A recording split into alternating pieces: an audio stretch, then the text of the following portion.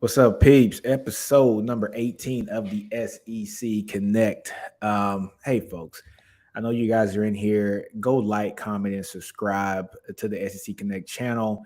It means a lot, helps us grow the channel a lot. And also, if you're in this chat, please like. It doesn't take much to like. It's almost like coming into my house. At least knock on my door before you come into my house. So knock on the door and hit that like button. But today, folks, we're going to talk about the preseason SEC QB rankings and just what we think about that. But, look, we got Steven on. Chris is going to join in a little bit later. Todd just got married. He's on his honeymoon, if I'm not mistaken. So he won't be with us for a couple weeks. And Jay is on travel. So you might be stuck with me and Steven here for a minute. But, Steven, what's going on, man? How we doing, Nino? I'm doing well myself. Like you said before, brother, you guys hit that like button. It's free to show love, right? It's free to show love. But excited to talk ball with you today. And I think we're going to jump into some SEC quarterback rankings and some other scuttlebutt going on out there. So excited to Yeah. rap with Let's you. go ahead and get into it, man. SEC QB rankings. And if you take a look at what we got here, folks, the number one quarterback per the SEC preseason QB rankings is KJ Jefferson, man, from Arkansas. Well, how about this? Let's go from the bottom up. All right. So the 14 teams, you got Graham Mertz from Florida. And if Chris was on, I know Chris is, he's a really big fan of Graham Mertz. Not really. But Florida's in a shambles, man. They're in shambles. They have no real quarterback, Steven. They got a QB battle with Graham Mertz, and I forgot who the other guy, but it's just not the best situation.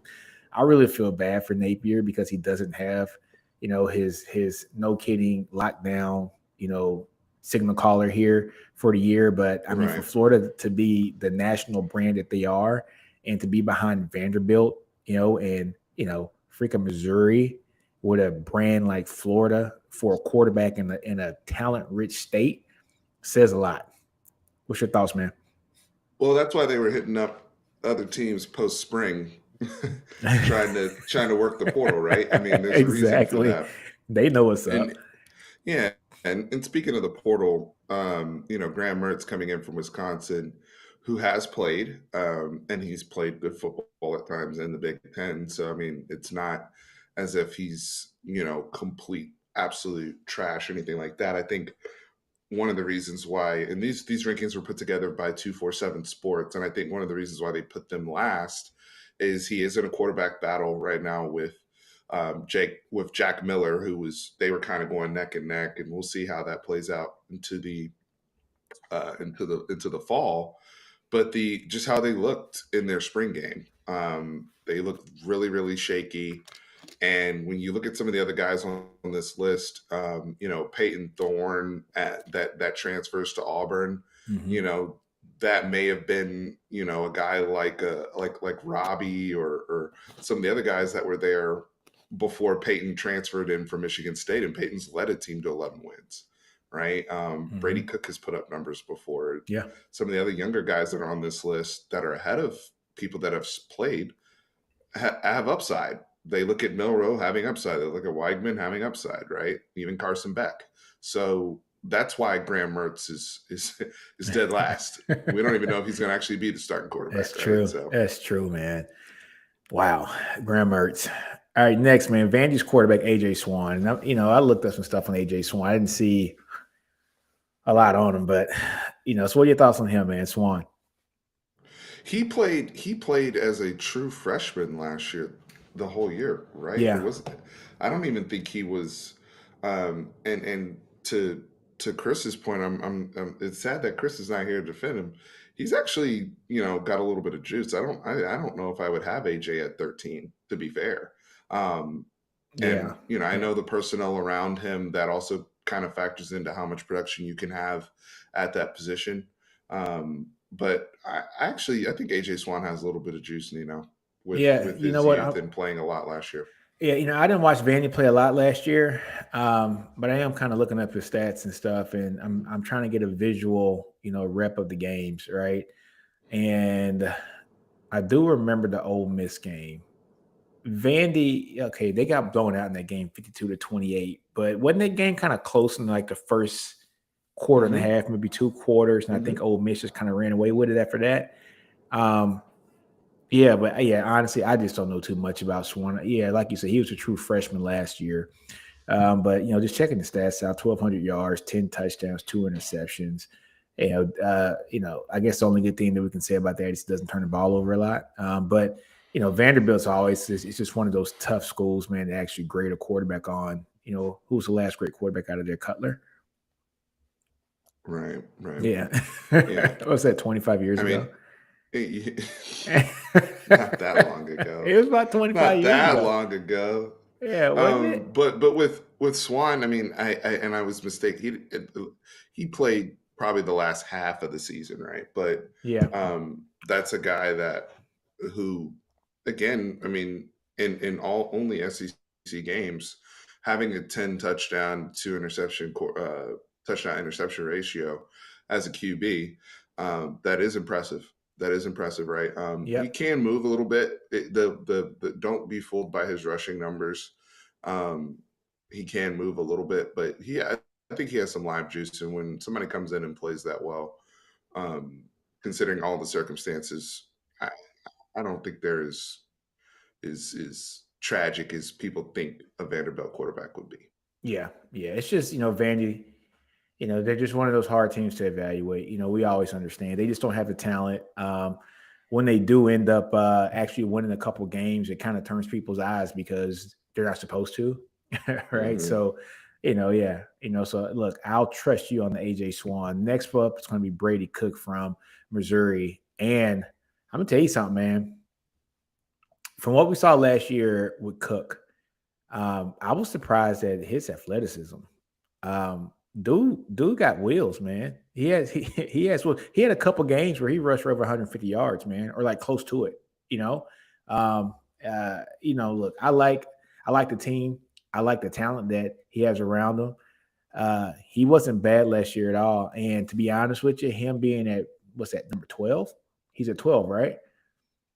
Mm, I'm Yeah, he's trying to at see 12. is I'm trying to see is that too low, but nah, I think honestly that's about right. It's this SEC, it's pretty stacked when it comes to the quarterbacks. Like just to be honest with you, 12 might be about right. I would say between 10 and 12. But yeah, he had a pretty good season last year, man. I think about 2,400 yards passing. No, actually 2,700 yards passing, and his rushing yards. I'm kind of checking it up right now, man. Let's see. Roughly He about had like 500 almost rushing 600 yards. yards rushing. Yeah, yeah, so He had almost like 600 yards rushing yeah, man. for Yeah, Brady Cook. 585 yards rushing. Yeah, so not bad for for a guy, especially at Missouri, man. Their record last year was what they were. Let's see, one, two, three, 4, 6-7. 6 and 7. Yeah, they had the loss to the bowl in the bowl game, right? So 6-6 in the conference. Not bad. Not bad. My thing with Missouri in general though is that they do actually have more weapons Yeah, than we can talk about with like AJ Swan, right? Like exactly. there's Dominic Lovett who I is love is him. now at Georgia. Yeah, I mean that's he was one of the most high commodity guys that hit the transfer portal, right? And Exactly. that he had him and Luther Burden, who I believe Luther Burden, Luther's the um, truth, you man. know, yeah, Luther should take off this year. I mean, he kind of got loose a little bit, even in some of the punt return and some of those things. But I think Luther Burden's going to be awesome this year. Yeah, But I mean, they even had guys like Mookie Cooper. Um, I mean, Mikey Miller. Like, they weren't.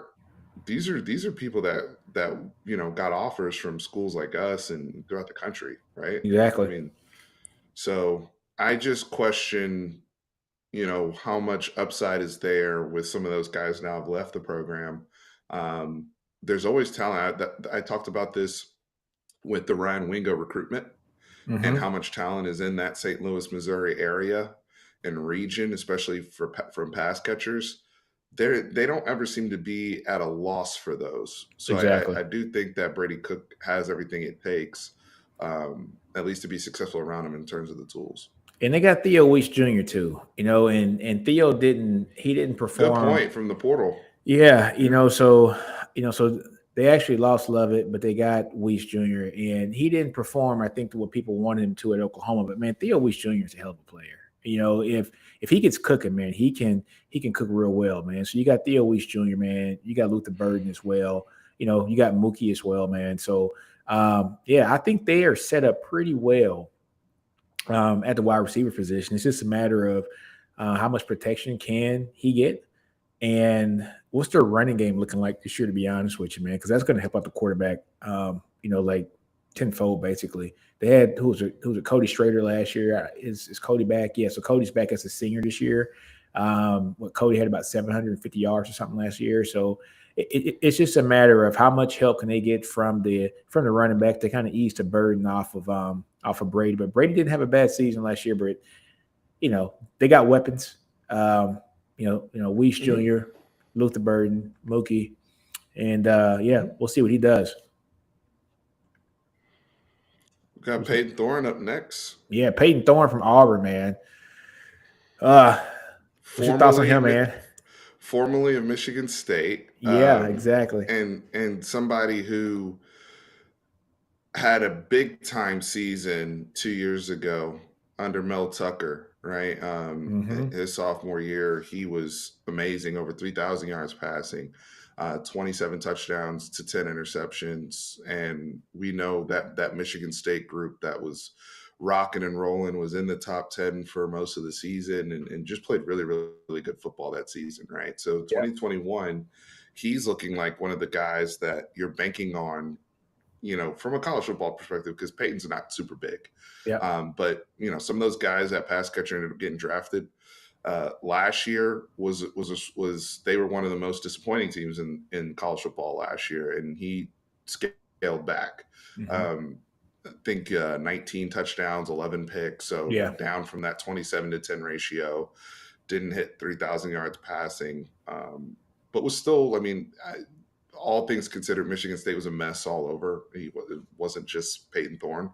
And now Auburn's getting a guy. When you look at all the stuff that they've been dealing with at quarterback, their spring game's difficult to evaluate because it was a monsoon. So, Robbie Ashford's back there just trying to run around and make stuff happen. We've seen the TJ Finleys of the world there.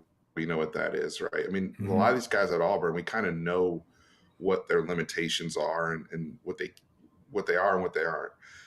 At least with Peyton Thorne, you're getting somebody that's actually won some football games, can provide some leadership and guidance to those receivers. I do question some of the receivers that are around there. I think Auburn's probably going to have to run the football a lot this year, just from how their team is built. But they have a grown-up at quarterback. That's one thing they have now. They have a grown-up at quarterback, and I wouldn't be surprised if they're a little bit better and more competitive in some of their rivalry games than what was initially perceived coming out of the spring. Yeah, you know what, man? I want to piggyback on that and say that man, Hugh Freeze can coach his ass off. And so when Hugh Freeze has a competent quarterback, he's going to do some good things. Look at, like Willis had a hell of a season, at like Liberty that got him to be a second round draft pick. And we're seeing that Willis might get pushed out of the, out of the league pretty much, I think the Titans are pretty much washing their hands with him. Right. However, that just goes to show you that Hugh Freeze knows how to scheme up an offense around the quarterback that he has, and he's done it at Ole Miss, he's done it at Liberty, and now he's going to do it at Auburn. I think Peyton Thorne's going to do pretty damn good with Freeze. Freeze always cooks up a great offense, like you said, man. And yeah, I'm excited to see how he plays because, like you said, with the Michigan State, his tenure there, when they had that magical season, it was an outstanding season. He had a really good season. He was a very solid quarterback, made really good decisions, didn't hurt his team, right? It was that second season where they kind of had the down spiral, where a lot of those portal players that they built the team up with were either gone or drafted or just didn't have, any school left in them. And so now it came down to the recruiting and how much development got done with those players who weren't playing in the previous year. And so that kind of, makes me wonder, did Thorne just get a bad shake last year, right? So any team that's coached by Hugh Freeze, look, I got the utmost confidence in how he's going to have his QB prepared here for the season. So Peyton Thorne, him being at number 11, that's about right. Once things shake out throughout the season, he might end up being one of those guys who might end up being around the 6 or 7 guy, like just in my opinion. Next guy, man. Agree. Yeah, man. So next guy we got is Jalen Milroe, man. Steven, I like Jalen Milroe. I'm a huge fan of Jalen Milroe. I remember watching him in high school play out of Katy. He was once committed to Texas. Man, I really like Milroe, but I'm is he going to start this year? What's that? Let's talk about it. Yeah, is he going to start this year? That's the thing I want to know, man. Is he going to start this year? They brought in the kid from Notre Dame, right? And is that just to bring some depth to the room? Or is that for somebody who has continuity, who knows exactly how to run his offense? We've never seen Nick Saban kind of scramble at the last minute, man, to get a quarterback, man. What's your thoughts, Steven? Well, yeah, you in Tyler Buchner, who comes in from Notre Dame, who had a very, very interesting bowl game, through some picks, but also through a lot of touchdowns, and really, really just was a guy that initially won that job, and somebody that is obviously coming from the trust of Tommy Rees, who is now the offensive coordinator at Alabama, right? So now you got somebody in the room post spring that knows exactly what Tommy Rees wants to do. And we believe that Alabama's plan this year, I don't think it's a secret. They want to be a smash mouth running football team. Yep. They have some backs. They're probably going to be as physical on the line of scrimmage as they've been in years. So think, for those who remember, because I know we got some youngins in here sometimes, but those who not too far back, but the 2014, 2015, right, those days where they could be really, really, really physical, and just run the football, and then have guys like Blake Sims, guys like Jacob Coker complement, right, and make plays and do things to keep the offense moving, and then also hitting on some of the receiver talent. Alabama's never been lacking for receiver talent, even in those days. Exactly. Right?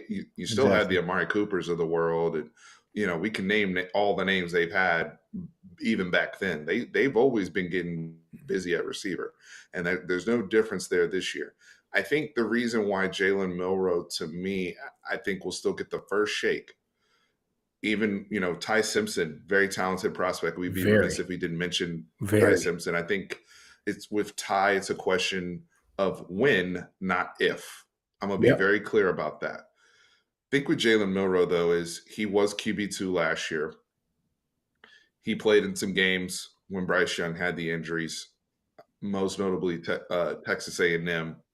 And while he had trouble really with ball control, when we talk about fumbles and things of that sort, we know the inconsistency throwing the ball. There's times where the guy looks like Lamar Jackson running. Let's just be honest. Okay. He's electric. You look at that Arkansas. He's electric. I haven't seen anybody break away like that since Lamar, bro.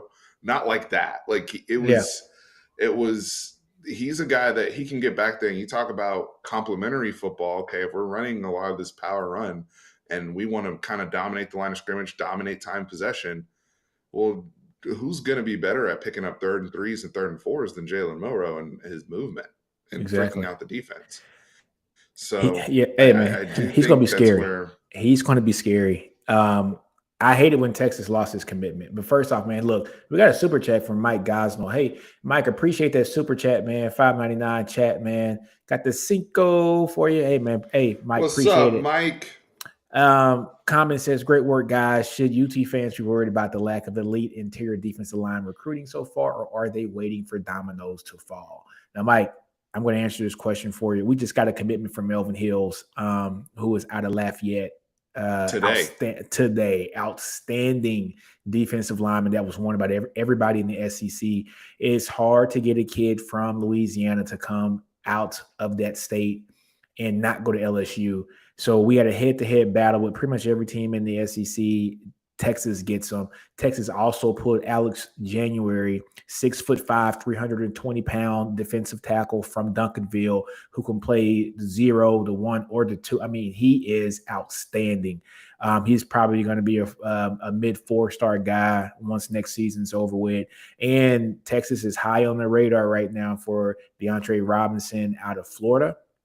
Looks like he is more than likely a Texas lean, another big kid that's around 320 pounds. So Bo Davis is recruiting pretty damn well for the interior this cycle right now. In the previous years, you could, probably say, hey, man, it's not there. But, last year only taking one, with, big Sadir Mitchell, but now we got 2 already in the fold. Season hasn't started yet, and probably 1 on the way, if not more. So thanks for the super chat, Mike. But it looks like if Texas can kind of shore that up, man, already getting Alex January, already getting Melvin Hills, and then probably, hopefully, getting DeAndre Robinson, I think we're going to be in really good shape. I would say, just to wrap up on the question, and we really appreciate the donation and everything, Mike. Texas needs at least 4. Yep. At minimum 4. I would actually argue if they can allocate even 5, a 5th scholarship. There's just, there's some guys out there where it's like, yo, we can actually be really aggressive and try to steal somebody. Like, let's go win a recruiting battle where it's a surprise, right? Yeah. Or for one of these top guys. And I'm talking about, shout out to the Unfiltered brothers who were on my show the other day. And they were talking about war daddies. And you only call certain type of guys war daddies on the defensive line. And Dominic McKinley is one of those, right? Oh, man. 5-star kid. Towards absolutely top 25 kid trending. He's been an LSU favorite the whole time. But when they lost their D-line coach this year, the great Jamar Cain, and some of the things that have happened, that's where we got to come in and win battles like that. Yeah. I mean, LSU tried to get Bo Davis behind the scenes. So, go win that battle, right? I understand they're ahead. I understand the Louisiana ties. Nino knows it better than anybody here.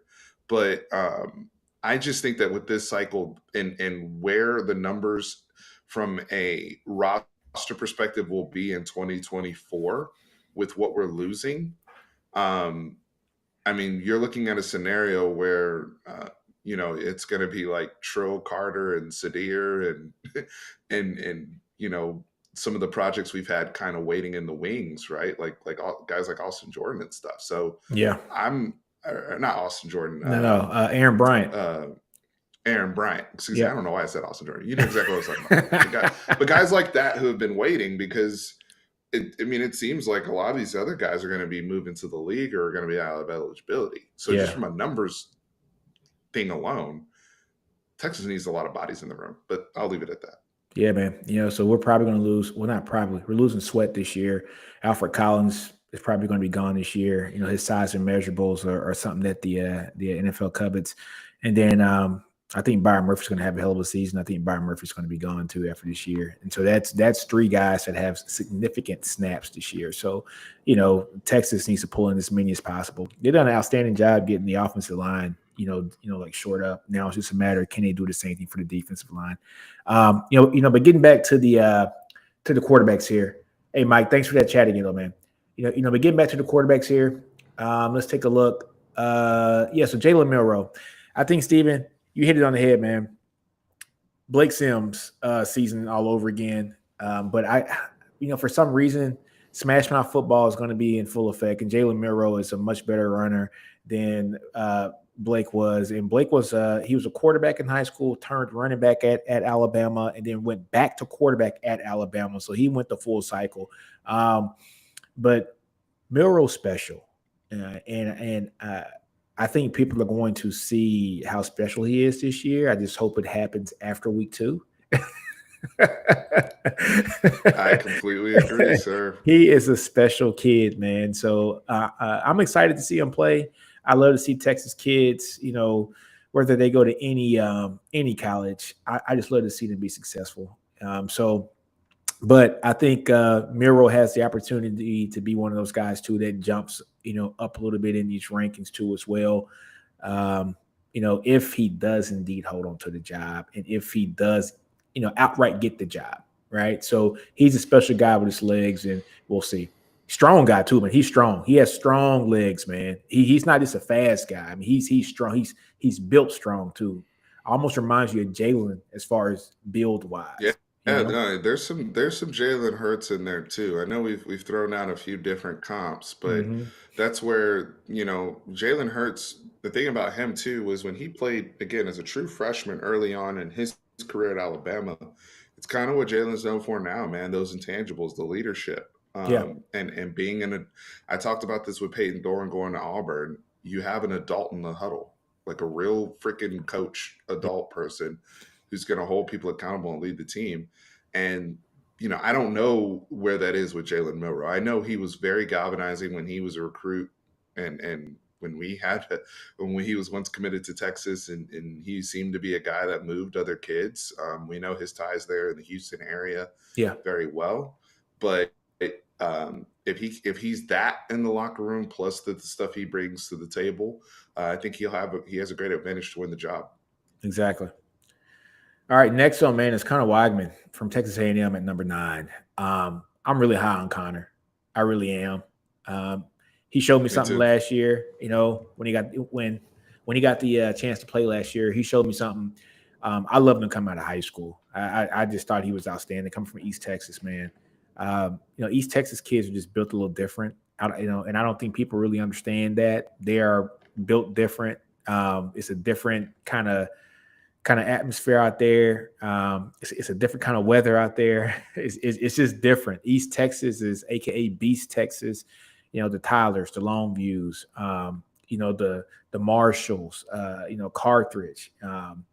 Yeah, it's just a different brand of football. And he was one of the best quarterbacks in the nation coming out of East Texas when he came out a few years ago. And he played really well last year with Texas A&M. When he got a shot to play. I think A&M has a good one on their hands here. It's just a matter of how well can Bobby Petrino develop Connor to be the quarterback for that team. Right. So I'm excited to see him play this year. I just don't know how excited I am about the coaching staff that's going to be around him to develop him into the best quarterback he can be. What are your thoughts, Steven? I'm very high on Connor Weigman as well, and my I become more bullish on him again after seeing him play last year. And now he didn't, he played the back half after their season was already in shambles, right? So Mm-hmm. he hasn't really played under pressure in terms of expectation of really doing something. He kind of got eased in, obviously after the stuff they had with Haynes King and Max Johnson. And Max Johnson's back, and he Mm-hmm. will have to officially earn the job over Max, but I think he will. Yeah. He won the last 2 games that they played last year, and he's a guy that has all the talent in the world, and could be a dark horse for bigger and better things. I still think A&M, their year of when everything kind of rolls together, is going to be 24. 2024. Yeah. But this is a huge year to kind of build that momentum. I think if you're looking at, hey, A&M, you want to prove to us that you guys are living in 2023 playing offensive football, and you have a talent like Connor Weigman, and quite frankly, the receiver talent that they still have, It's and some of the stupid. weapons that are still It's there. stupid, man. They I got mean, talent. we should be seeing over 3,000 yards passing. We should be seeing 25 touchdown passes. I'm not joking. Dude, he's For if you're living in this, I mean, he can do things. He can do things from a traditional sense from the pocket. He can do things off script. He has the baseball background, and all the different arm angle stuff. yep. He's a very confident young man. I don't see why, with all of those pieces, and you're talking about, arguably one of the best receivers in the country, and Evan Stewart. Yeah. What's Like you said, Nino? It's about the coaches. It's about the coaches, man. And not just Evan Stewart. I mean, they still got Anaya Smith. They got Moose Coming Muhammad. back. Yeah, they got Moose Muhammad. Man, I like Donovan Green. I like what I saw, out of him last year. Ruben Owens coming in as a true freshman at the running back position, who, honestly could have been the best athlete in the country last year coming out of high school. And then, I think their offensive line was just hurt last year. They were up and down because they were very banged up. They were banged up, man. But I'm very high on Bryce Foster. I'm very high on Cam Dewberry as well. I mean, I just got a feeling that if those coaches can get their head out of there, you know what? A&M can have a really damn good season this year. They can have a damn good season. I think Connor can be one of those guys, like you said, anywhere between 3,300 and 3,500 yards. I just got a feeling that Bobby Petrino, if he does this right, kind of leans on that running game, some as well. Because Connor can move too, though. People don't realize Connor can run that ball pretty damn well, man. He can run, man. Yeah, he's a very good athlete. So I just got a feeling that Bobby Petrino is going to do a Action Jackson light kind of offense. I'm not saying Connor Weidman's Lamar Jackson. That's not what I'm saying. It's just that he does have wheels, and you can kind of use some of those same packages that you use for Lamar Jackson at Louisville and let him, basically cook there at A&M. But we'll see what the staff does, man. I have questions. Yeah, I got a lot of questions for that team. But I mean, Jimbo, this isn't the first talented player that Jimbo's had at quarterback that things have gone sideways. Not that it's gone sideways with Connor, but in terms of developing them and his reputation, I think people even in the A&M community are tying it to Petrino now. They're not tying it to Jimbo anymore. Isn't that crazy? So we'll see how that plays out. Jimbo just keep getting outs, man. Hey, Sexton needs to be my agent too, damn it. That's crazy, man. All right, man. Next on the list, man, is Jackson Dart at Ole Miss. Do we even know if Jackson Dart's going to start? I mean, this is probably the most interesting one to me, honestly, because he probably, the people that are in that room, there's all killers in that room, and then they got people. It's craziness going on with Lane Kiffin, but when is it not? Yeah, right? Exactly. When is it not? And I remember seeing Jackson Dart come over there. Obviously, he transferred in from USC last cycle after Caleb Williams and Lincoln Riley showed up in LA. And I remember seeing Jackson. It was just like, ooh, I don't know if he's going to hold on to this the whole year. And over the course of the year, he really kind of settled down and statistically put up a pretty decent year. I mean, if we're being honest, both passing and on the ground. But there's a reason why the staff keeps offering other quarterbacks. Like, bringing people in. So I don't know what to make of this situation, right? We're very familiar with Spencer Sanders, but can't you? I mean, if that name said, if it was crossed out and it said Spencer Sanders instead, would you blink? No, right?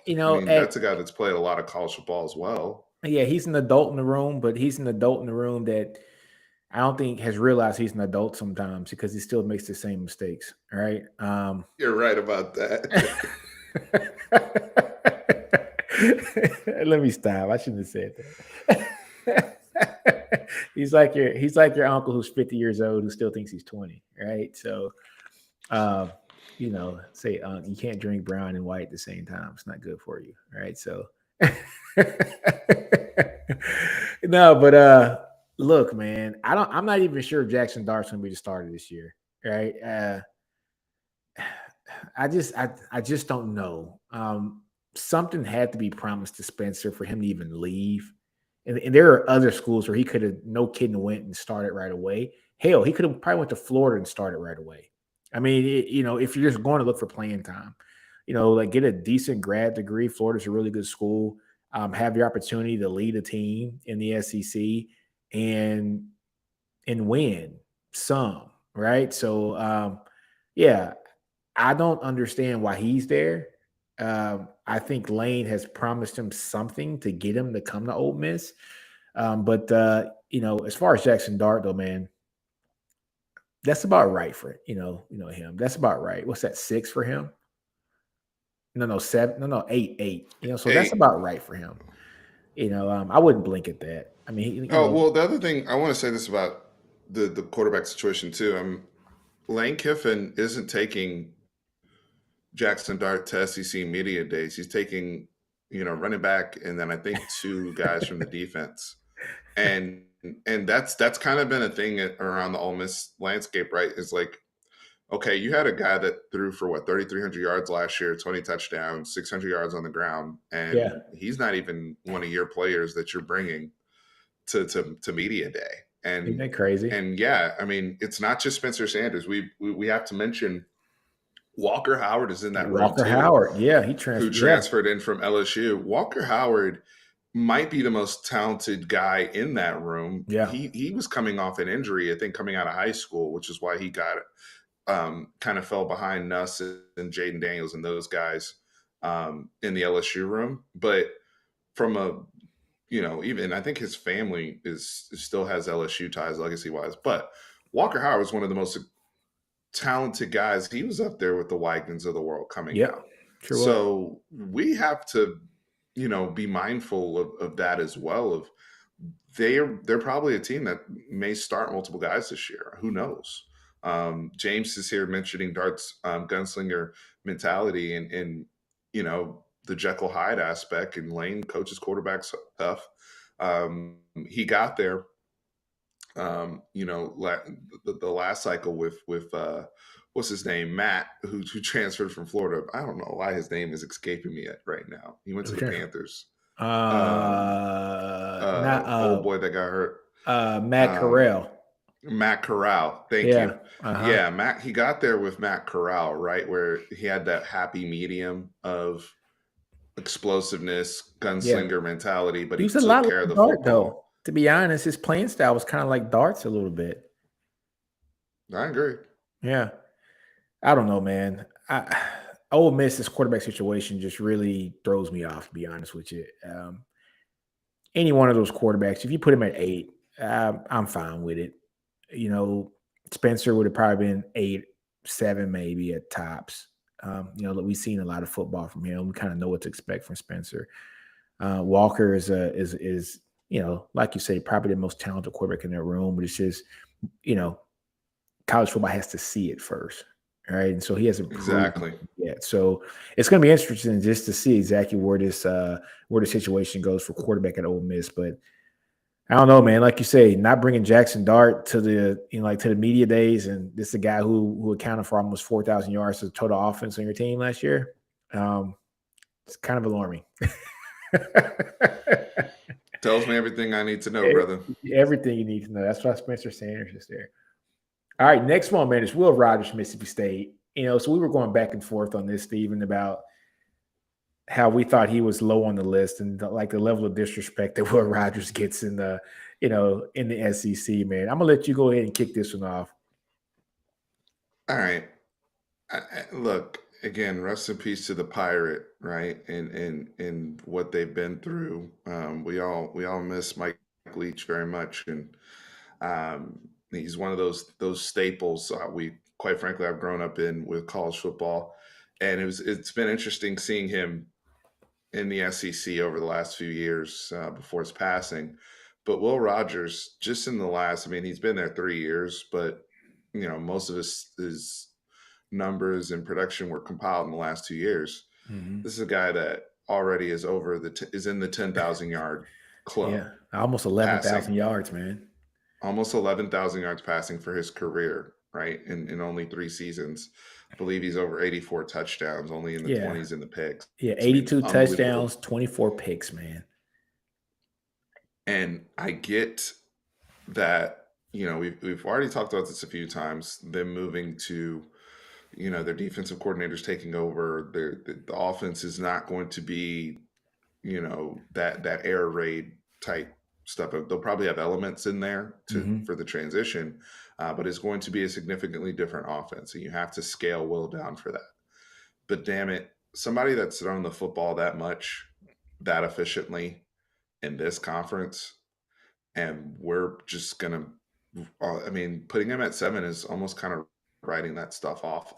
It's a slap in the face to the dude, man. It's a slap in the face. So, I don't know. I would probably. I mean, I wouldn't have him in my top three, but He's definitely my with top that type of five, though. production and the amount of, yeah, I would have him in my top five, and I He's think definitely Will top Rogers five. deserves to be in the top five.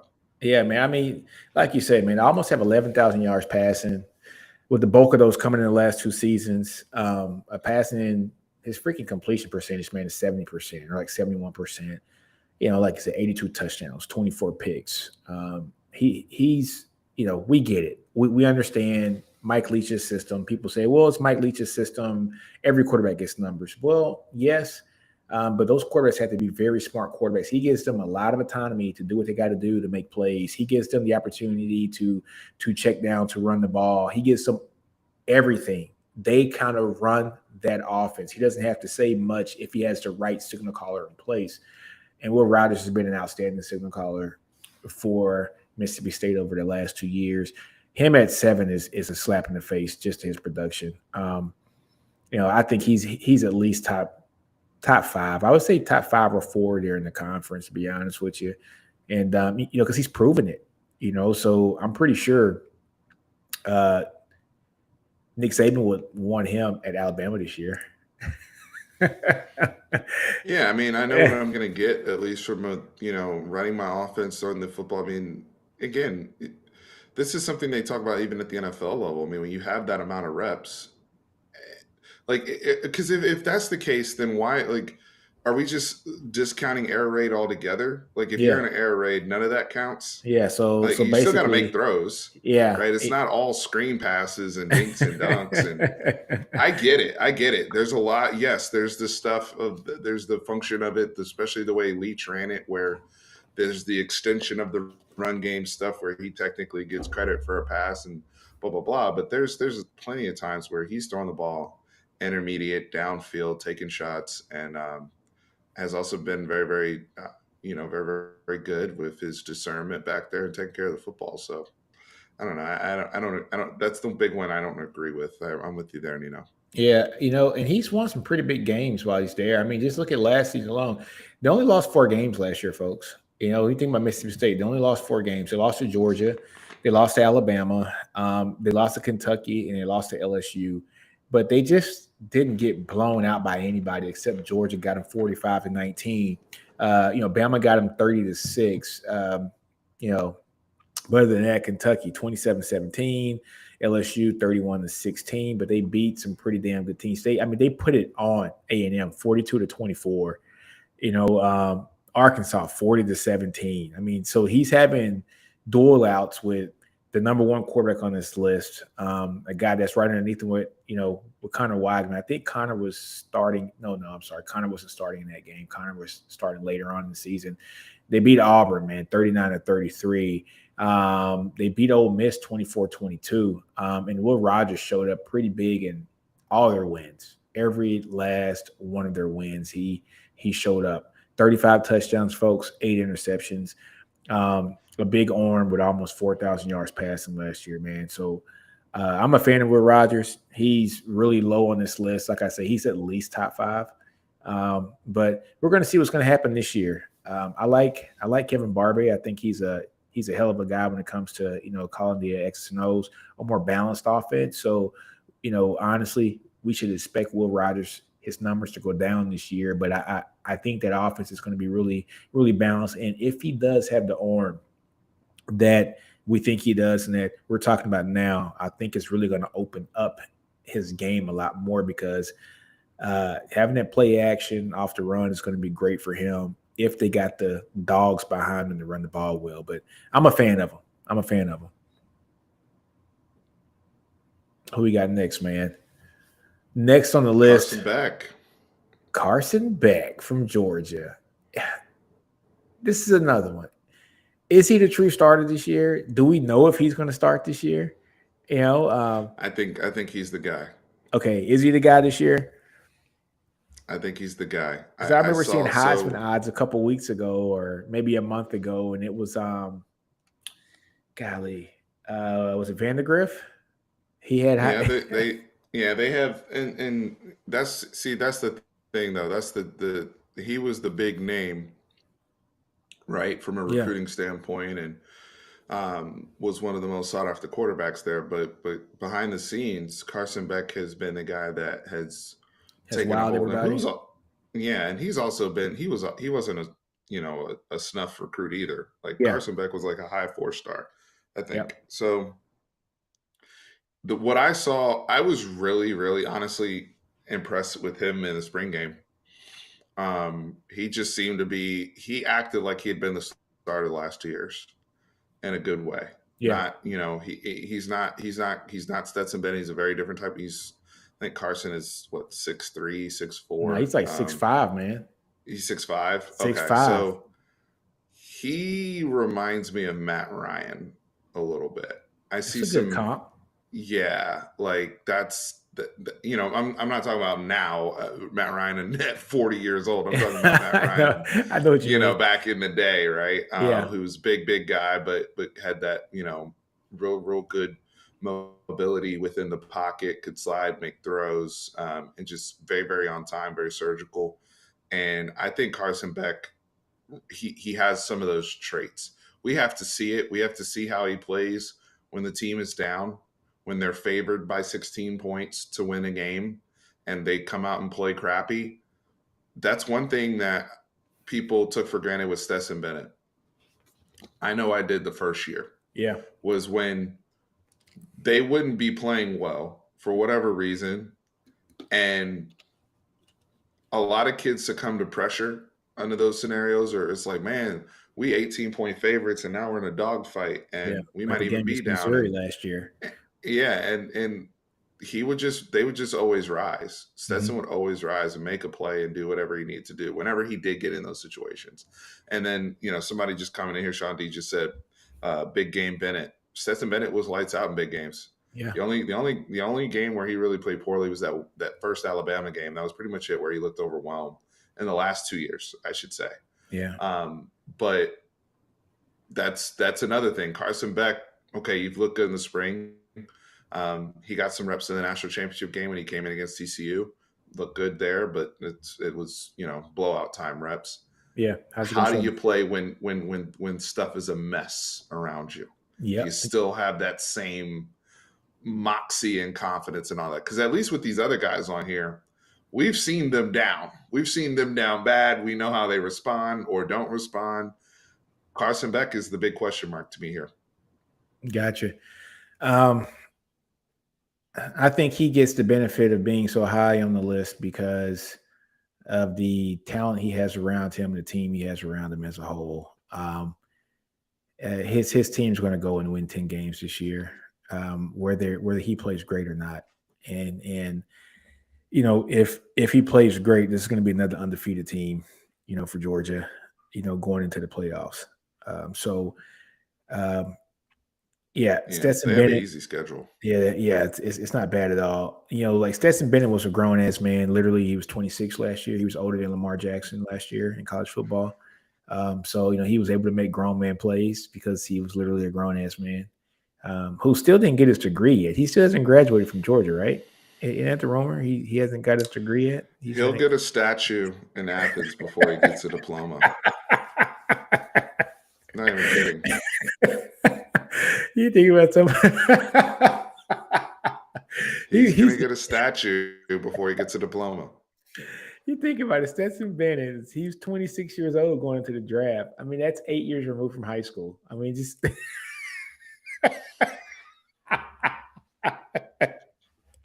let me stop, man. I should.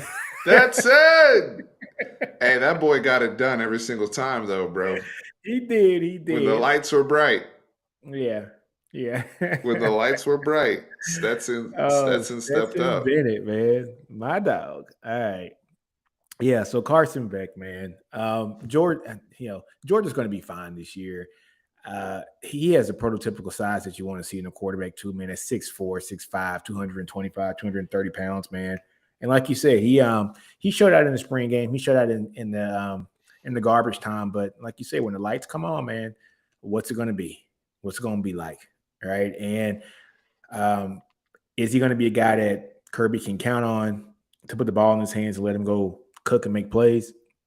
Or is he going to be a guy that Kirby's going to be like, all right, we're down, hand the ball off? just hand it off. I don't trust you, but we'll see that here probably around mid-season. They got a pretty easy schedule here for the first 6 or 7 games, so we'll see his first real test here probably about mid-season time. But Carson Beck, I think he's a little high on the list as well, man. I think this is all just going off the talent that he has around him, and also Projections. yeah, just his upside, looking at him with that team, and not just his physical tools himself. But it should be interesting. Should be interesting. All right, guys, we're getting to the top 5. Spencer Rattler at number 5, South Carolina. I'm a little iffy on this one, man. I like Why Spencer. you iffy on it? Man, 5. I mean, I think Spencer Rattler might have the best arm talent in the SEC. Just straight up arm talent. I think he might have the best arm talent in the SEC. Not the most powerful. I think that's Milton. Milton has the most powerful arm in the SEC. He's a beast. But I think Spencer, when everything is clicking in between the ears, when everything's clicking, he's a monster. He has every freaking trait you want to be a first-round draft pick in the NFL. If he can just assure that he gets his mental side of the game right, become a little bit more composed.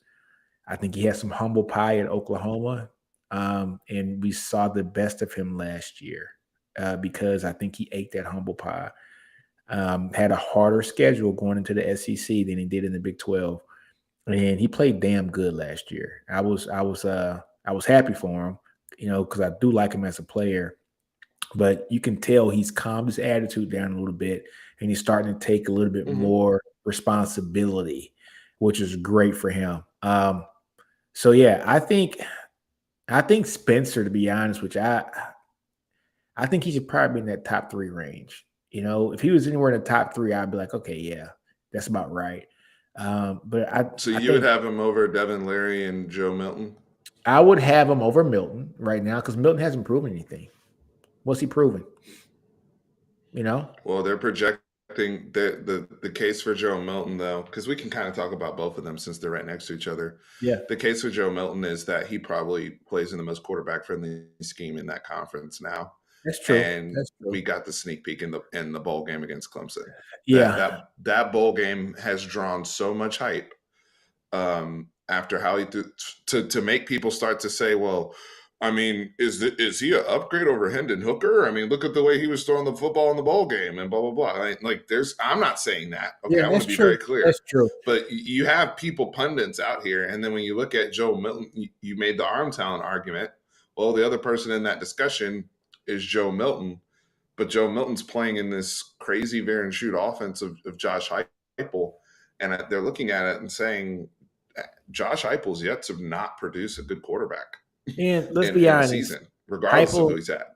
Yeah, it's true. Heupel is definitely taking quarterbacks that were, I would say, cast-offs at their old school. I wouldn't say Hooker was a cast-off at his old school, but I mean he took a guy that wasn't going to be a Heisman candidate and made him a Heisman candidate. Yeah. Can he do the same thing with Milton? We're going to see. I got to see it first. I think Milton's going to be fine. I do. But I think I would have Spencer over Joe Milton just for the simple fact that we kind of saw Spencer coming to his own last year. And I liked what I saw from him last year. And this is also a good lesson for college football too. We ascend some of these kids so high and say he's going to be a Heisman finalist and win the Heisman and be the first pick of the draft. And when it doesn't happen, we say that kid's a failure, and it's not. He's going to get drafted and go to the league. He's going to be if he has a really good season this year, probably a second or third round pick, I would say. Which is still great. It's guaranteed money in the league. It's just we ascend these guys, and some kids take a little bit longer to mature in college football. They're not going to be the Andrew Lucks who come in and are freaking great from day one and have the attitude to go with it. They're not going to be your Colt McCoys or your Sam Bradfords that come in and they're just ready, right? I mean, they look the part. They do great things. Some of these kids got to mature a little bit, and once they do and figure it out, I think that's when you start to see the best in feet, in folks. And look, I believe in Rattler. I do. I believe in him. I thought he had a really good season last year, and he is hot and cold. But once he gets everything in between the ears, man, I think he'll be fine, man. This is a good comment here from Isaac Yeah. about Spencer. It's also a life lesson. Nino, you articulated that beautifully, right? Coming into that 2021 season, Spencer Rattler, for people that don't remember, I think it was Pro Football Focus. I know it was some other ones that had him as the number one player coming into college football that year. Mm-hmm. They had him like Nino just said. They had the whole number one draft pick talk. He was coming off a year where he was his first year as a starter.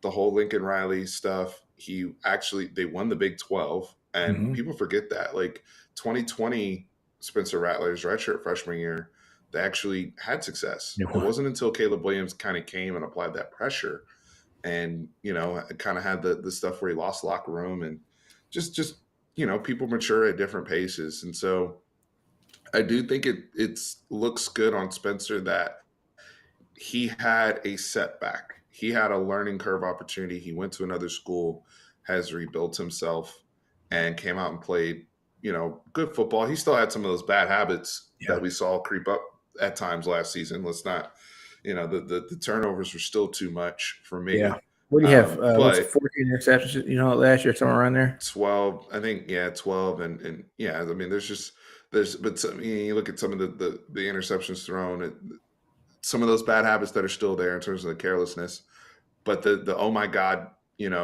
arm talent, movement, and things you saw even when he came out of high school are also still there. Mm-hmm. And it's very attractive, right? And so I do think that with the expectations that South Carolina has this year, I think people are, thinking that, hey, this group is going to make a jump and prime to be one of the better teams in the SEC East this year.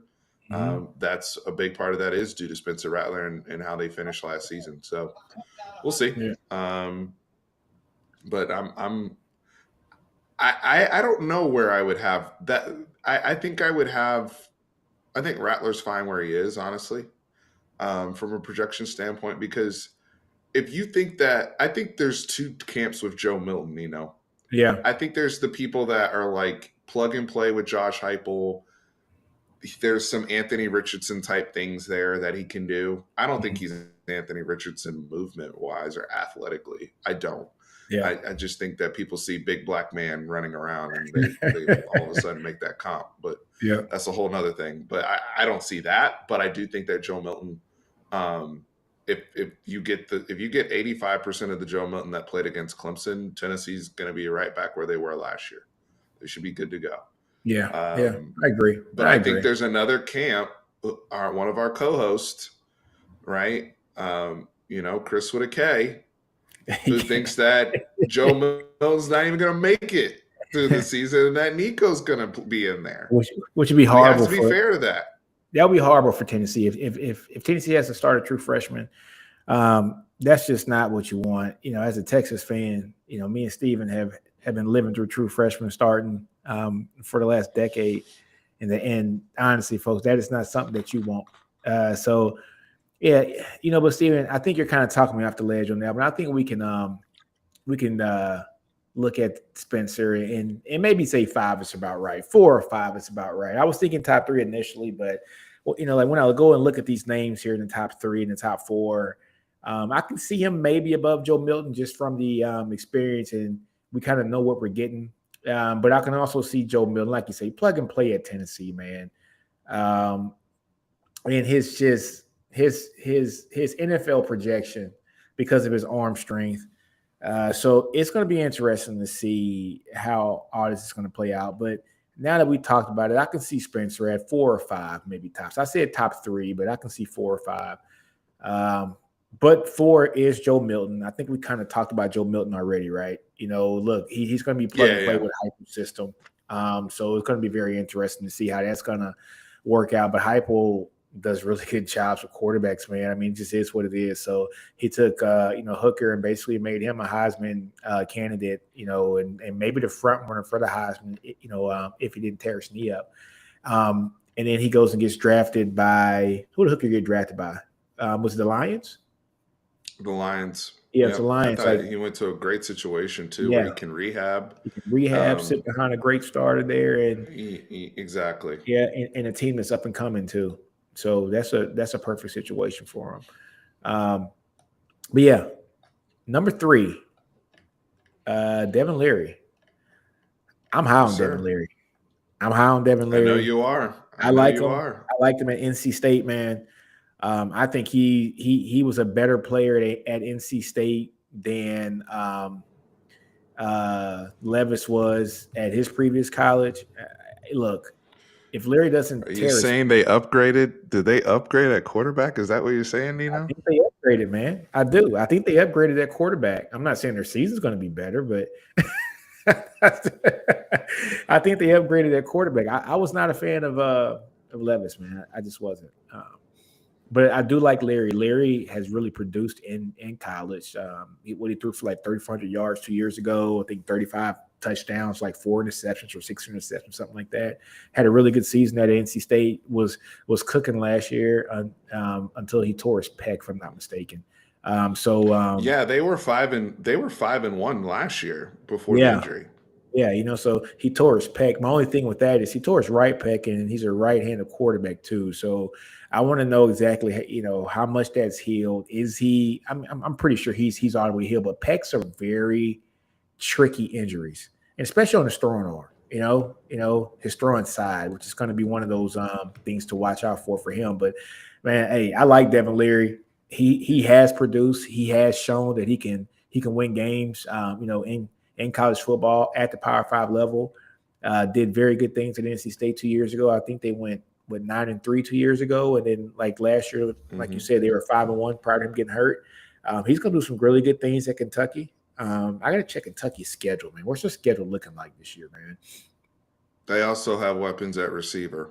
We really like their receiving core. Yeah, I really love their receiving core. So what's the guy? That's another thing. Baron Brown. Baron Brown. Oh man. That kid, Brown, yeah, he's a beast, man. He is a beast. I think he had about 700 yards receiving last year. 600 or 700 yards receiving as a true freshman. And folks, you can only expect great things out of that. I think they lost their top wide receiver last year, but their next 3 top wide receivers are coming back, and they all had outstanding seasons last year. I like Leary. I like the situation he's in. They might be sneaky and win about 8 games next year, man.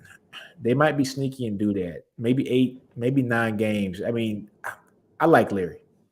Yeah, I do. I just like him. I think you're right, though, about the concern with the nature of his injury and where that injury is.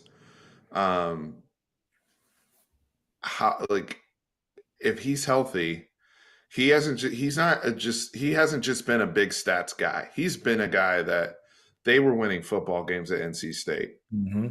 At NC State, like NC State hasn't been, I know my man Seth, who's Chris's co-host. He's big on the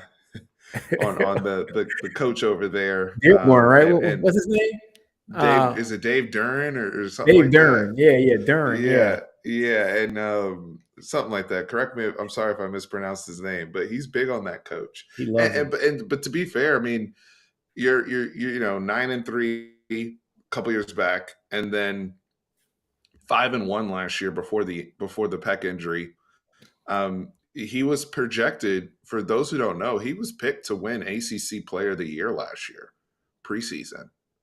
This is somebody that thought they projected to be the best offensive player in their conference. Yeah. So Kentucky being able to add him in there, and when we've seen him on the field, he understands how to win football games. He has an amazing touchdown to interception ratio, has really good movement, and somebody that can have we look back at NC State before, somebody that can have like a Russell Wilson type transfer aspect. I mean, you remember when Russell Wilson left NC State, and that was a guy at the time. See, it sounds crazy now because Russell Wilson's NFL career, but at the time, Russell Wilson was one of those guys who was like, man, that's a really good college quarterback, right? That's At it. NC Yeah. State. And then Wisconsin got him, and he kind of went to that next level at Wisconsin, where it was Yeah. like, oh, he could play in the league, right? And ends up being a third round pick. The rest is history. Devin Leary had that type of clout at NC State, man. Yeah, he So did. I'm a fan there's of a him. reason why he's getting this respect here, being number 3 on the list. And it's deserved. Yeah, I am a fan of him. Let me see his measurements. How tall? He's 6'1", about 215. I think he's closer to 6'1". Some people have him at 6'2", but he's 215. He has. I mean, the bulk is there for what you want. Yeah. And he moves well enough. It's just that, like you said it initially, that pec injury. I mean, yeah, that's the only thing I'm worried about. But I mean, look, guys, I love his game. I mean, he can sling that rock, guys. You guys are going to see. You guys are going to see, man. He can really throw the ball very, very well. Like I said, NC State, they went 9-3, 35 touchdowns, 5 picks for 3,400 yards with a 66 completion percentage.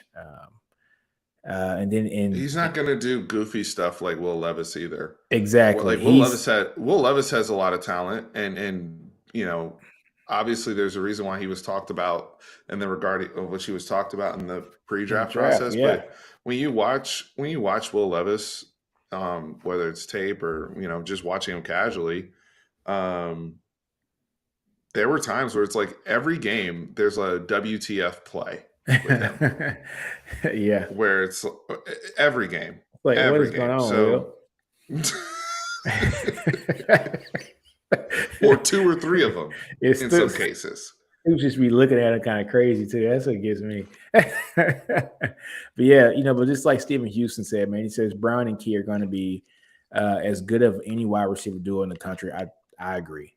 I mean, he stepped into a great situation. He has weapons all over the field. His wide receivers are fast too, man.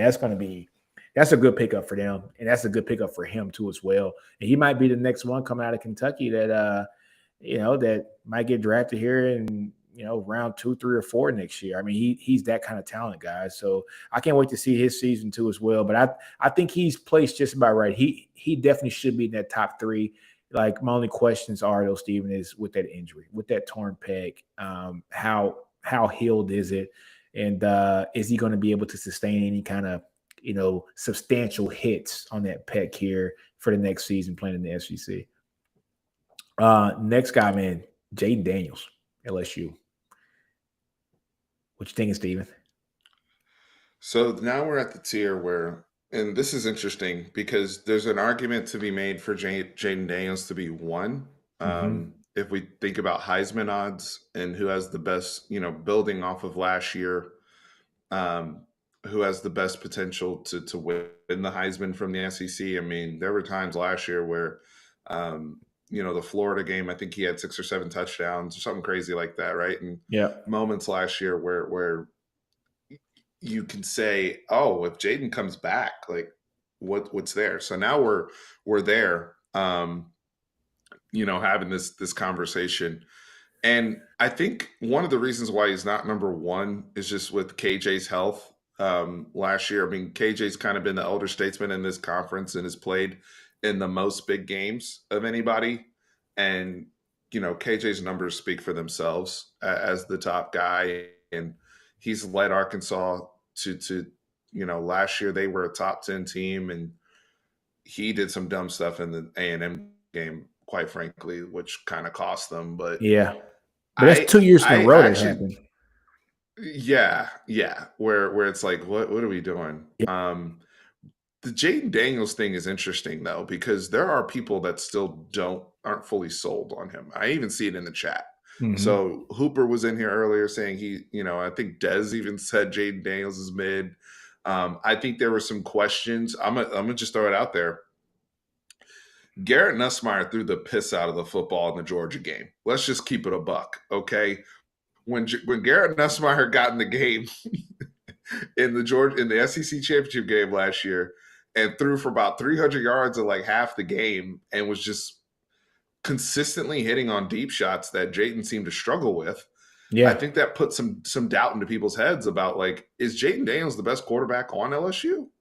As much as he did, right? I mean, because to BK wanted, I've said it over and over throughout this show, wanted an adult in the room and kind of establishing that culture and that system. And Jaden Daniels worked out perfectly, played a lot of football at Arizona State, had to grow up over there. And so when he got here, when he got to LSU, and they didn't have the strongest run game either, he kind of took that over and was predominantly their run game. He was really, really good on third down, moving the chains. He's a chain moving quarterback, and he was a red area threat. I mean, you saw how he won the Alabama game. And BK said, "I'm going to 5. What does 5 want to do? We're going, we're going for 2. I'm rolling with 5." So I think with all of that, that's where it kind of builds his case as a Heisman guy. But some of us are looking at Garrett Nussmeier on the bench in that arm and saying what he did against Georgia. And it's like, hey, if Garrett Nussmeier ever gets in the game, shit. Yeah. Like what could happen, right? So yeah, I like Jaden. But like you say, he was there pretty much their entire offense last year. And you start to think about it. I mean, it was 2,500 yards passing, about 900 yards rushing, right? He was a definite like a difference maker for that team. One thing I do like about him is this BK's first year last year, right? It's the first year? Correct. First year last year. First year. It's a lot of pressure for a brand new took Jaden from Arizona State. Yeah, I mean, it's their first year in the SEC. First year coach in the SEC. Even though you're playing with one of the greatest coaches in college football right now.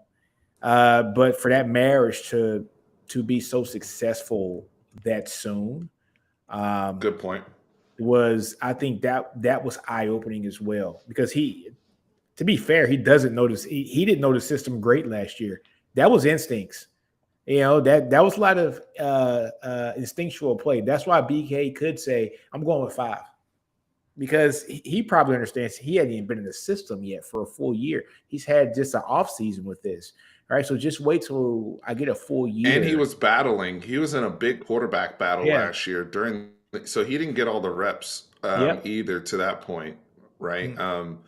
They had that quarterback Walker Howard was still there. He was in a dogfight, man. He's in a dogfight. He was in a dogfight. So, that I give him a little bit of leeway with that, because there were opportunities that he could have melded in and kind of succumbed to everything. But for him to kind of marriage up with the first-year quarterback in the conference, him being a first-time quarterback in the conference, first-time coach in the conference as well, they did a lot of great things this year. Went to the SEC championship game, even though Georgia blew them out, but Georgia blew out everybody pretty much this year when they wanted to. I see why folks are really high on them. I think 2's high. We shall see with him having an extra season here with this offense, but I think 2 might be a little high for him, but I'm not mad at it though. I'm not mad at it. His team went to the SEC championship game. I'm not mad at it at all. I do think this though. I don't think there's any guy that would be number 1 that everybody's going to be in agreement with or feel comfortable about. I can make an argument for Jaden Daniels over KJ Jefferson. Exactly. And I think there's a case where, depending on who's arguing this, there's people that could say, well, if we're going on projections and what has happened, Joe Milton or Spencer Rattler could have a case for number 1. Yeah. In a different conversation, right? So exactly. That's where this is getting a little dicey. The reason why Jaden Daniels, though, if you talk to LSU people and my buddy Billy, who's a diehard LSU fan, he'll tell me, he'll say, hey, Steve, Jaden Daniels, the thing that he figured out is his legs were an asset, especially when our run game wasn't great. They had freshman tackles last year. Yeah. And so with those freshman tackles, we needed somebody back there that had played a lot of football, number 1, and could move, right? And knew how to move quickly. So that's another reason why I think he was really actually turned out to be really good on third down, is he didn't have the luxury of just sitting back there and waiting all the time. He kind of got into, hey, let me get outside the pocket. Let me step up in the pocket. Let me get out of here on 3rd and 3s, 3rd and 4s, and convert a lot of those. The other thing that he did that Nussmeier still struggles with was protection of the football. He only threw 3 interceptions last year. Yeah, exactly. And he really took good. And when you're talking about a quarterback who gives me what he gives me in the run game. He doesn't turn the ball over, and he's good on third down. Mm-hmm. I can live with him missing the deep shots. Now, if Jaden Daniels starts getting consistent on the deep stuff, It's a wrap. then then we're having a It's a Heisman conversation. Heisman conversation. Yeah, That's exactly. where he has to grow. If he can start hitting on, because they got we talk about weapons. Oh boy, that LSU group. I don't know if anybody saw their spring game. They got nothing but weapons out there, and They're loaded. and they have a bona fide tight end. Their run game should be better. Their freshman tackles are now grown up. They're loaded as always. I mean, they get that swamp talent, man, and just develop it, man. And I'm telling you, man, it's different down there. You know, everybody knows here that I'm from Louisiana, and the kids that come from that state, they don't have the high school facilities that Texas kids have. You know, you go to Allen and you see an Allen or Katy or South Lake Carroll, Westlake, any school in Houston, any school in the Dallas-Fort Worth area. And you're seeing some of these weight room facilities and how developed these kids are. The 7-on-7 camps that they're going to 24/7. They come to college and their bodies are sometimes almost physically maxed out for a lot of these kids. So they're already looked apart for the most part. Those kids in like the state of Louisiana, you got a lot of kids that go to there that are coming from these 2A schools and these 3A schools that just don't have those opportunities. But LSU does a great job of stashing them away for a couple of years, and then they come out and they're freaking monsters, right? And that's what they do. And like Steven said, they had 2 tackles that were freshmen last year starting. If you don't think those kids are going to get better this year, you're crazy, right? And so he's going to have added protection at the tackle position. I think Jaden's going to be better this year as well. Can they continue the momentum that they had from last year? You know, some of those games they kind of skated by and got some really close wins, but I give him his credit. Jaden beat Bryce last year, and you know Bryce is a Heisman guy, right? I mean, and Bryce is one of the top picks in the draft this year, right? So it's, you know, they did some great things. Bryce isn't coming back to those doors this year, you know, for Bama. So it's going to be interesting to see how this team does, man. But I'm excited to see him play too as well. So KJ, KJ's man, numero uno, the elder statesman in the SEC, the guy that, you know, the most Arkansas type quarterback you could probably ask for. I mean, wife beater, cigarette and all, right? You know, oh man, you know, I love KJ. For them and for that culture and what he represents. Yeah. He seems like somebody who loves being the quarterback of Arkansas. He reps his area. And you look at Sam Pittman as a coach. I will say this about KJ. This is what impresses me. He has significantly improved as a passer since we saw him in that bloodbath that they did to us in 2021, where I honestly felt like he couldn't throw the football that well, other than just having a big arm. And, you know, when I say throwing the football, I'm talking about accurately, right? And you know, mixing up throws in certain aspects. Where he's gotten to as a dual threat quarterback, he's another one that also has done a good job of protecting the football, especially in the air. Only 5 picks last year. I think both back-to-back years. I think 4 picks in 2021, only 5 picks last year. Yeah, so he protects the ball awesome well. Touchdown to interception ratio. You can make the argument he might be the number 1 threat in the conference. If we're talking about if you're inside the 10-yard line, what player do you want to have? KJ might be number 1.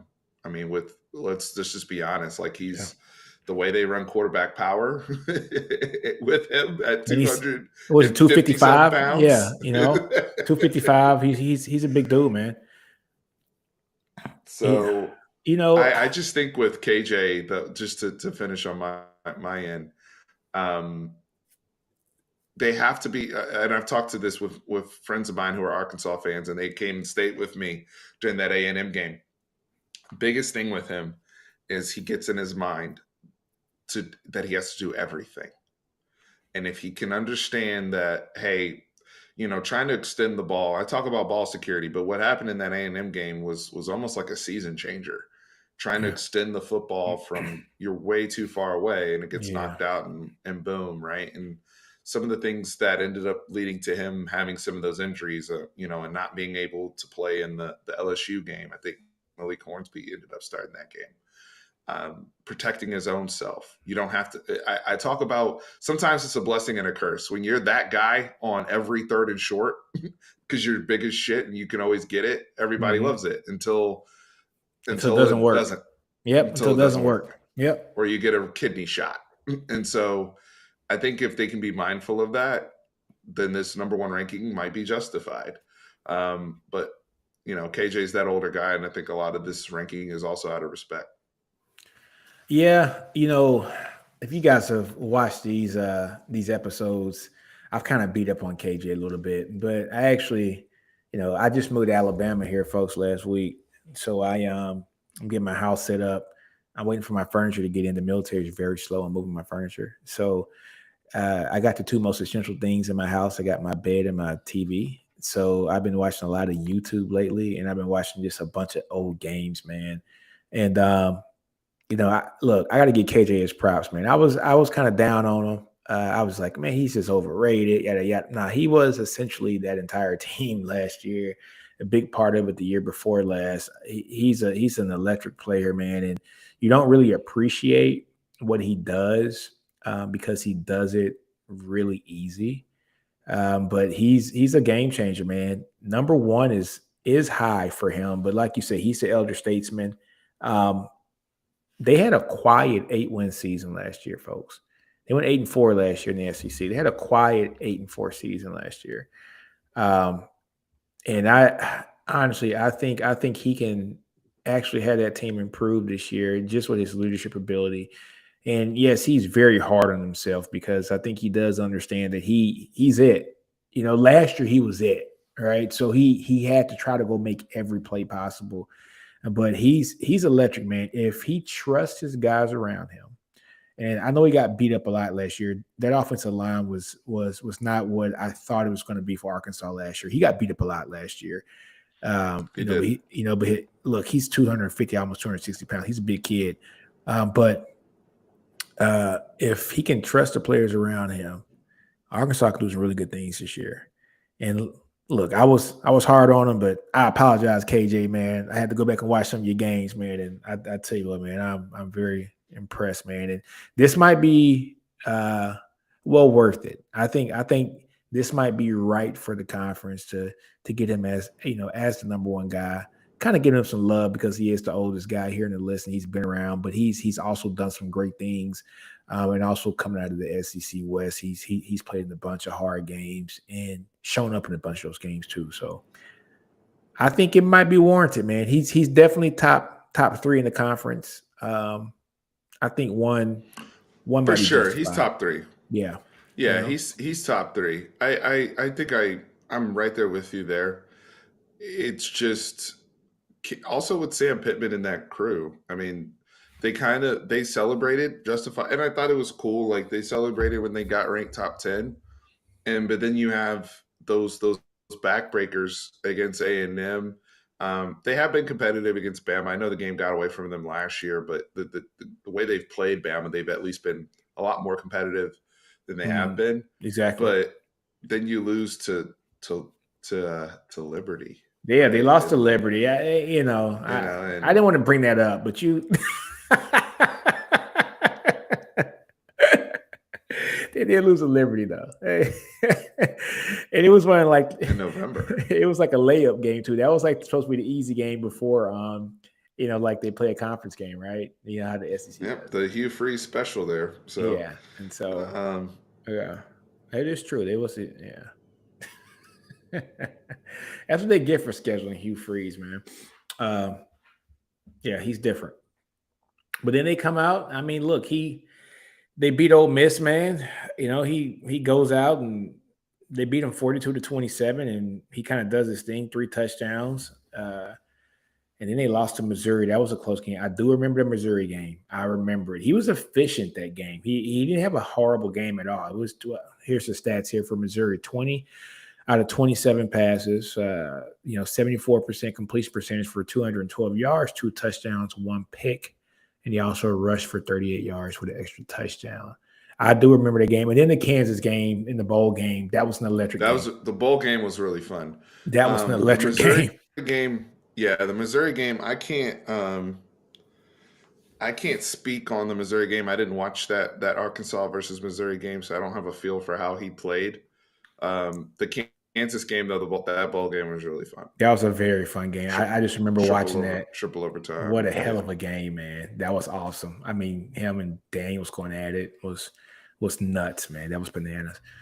So, all right, folks, let me know in the comments, man. What do you guys think? Is AJ – oh, not AJ. Is KJ the number one QB here in the SEC? What do you guys think? But, Steven, man, I think we done went for about an hour and a half, man. Always fun, brother. And you guys, again, hit that like button. It's free to show love. And we, helping us grow this platform. Make sure you subscribe to the SEC Connect. Please subscribe to the SEC Connect. Help us grow this platform, like we said. Also, Twitter. We're out there on Twitter. We're out there, any platform you can try to find us. A lot more to come, especially as the season gets going, right? And we're talking about ball every single day and all those type of things. So the season's going to be fun. It's going to be fun. Oh, man, I can't wait. I can't wait. It's going to be a hell of a season this year. All right, man. Well, look, I'm out, man. And since Chris and Ty and them ain't here and Jay ain't here, I'm going to throw them horns up. And unapologetically, hook 'em. Heck 'em.